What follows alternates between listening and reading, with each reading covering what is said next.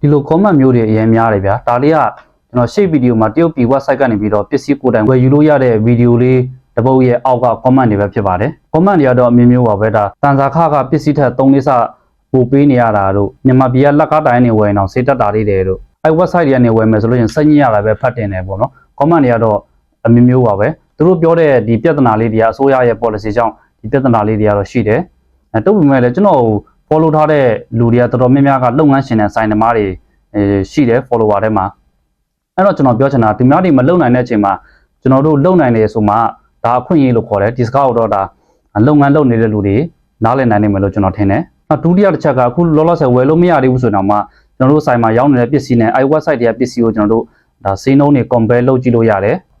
နံပါတ်3ကဒါကြိုတင်ပြင်ဆင်မှုရှိရမှာကျွန်တော်တို့ကဒီ software ကြီးကိုစသုံးလိုက်တာနဲ့ကျွမ်းကျင်တော့မှာမဟုတ်ဗျာကြားထဲမှာကျွန်တော်တို့ဒီအချိန်တစ်ခုပေးရမယ်ဒါကျွန်တော် practice လုပ်ရမယ်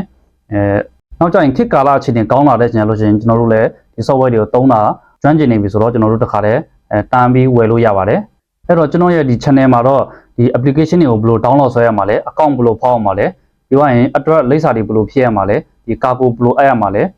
ငွေပေးခြင်းပုံစံတွေကိုပါနဲ့ပေးချင်ရမှာလဲစတာတွေကိုကျွန်တော်ဗီဒီယိုနဲ့အသေးစိတ်ရှင်းပြပေးထားတာမလို့စိတ်ဝင်စားတဲ့ဆိုလို့ရှင်တော့ဒီရဲ့ Telegram ကောက်မှာလာရောက်စုံစမ်းလို့ရပါတယ်ဒီဗီဒီယိုကနေလာ join တဲ့ပထမဦးဆုံးအယောက်20ကိုကျွန်တော်ဒုတိယအခွင့်အရေးအနေနဲ့3000ကျပ်နဲ့ join ခွင့်ပေးမှာပါ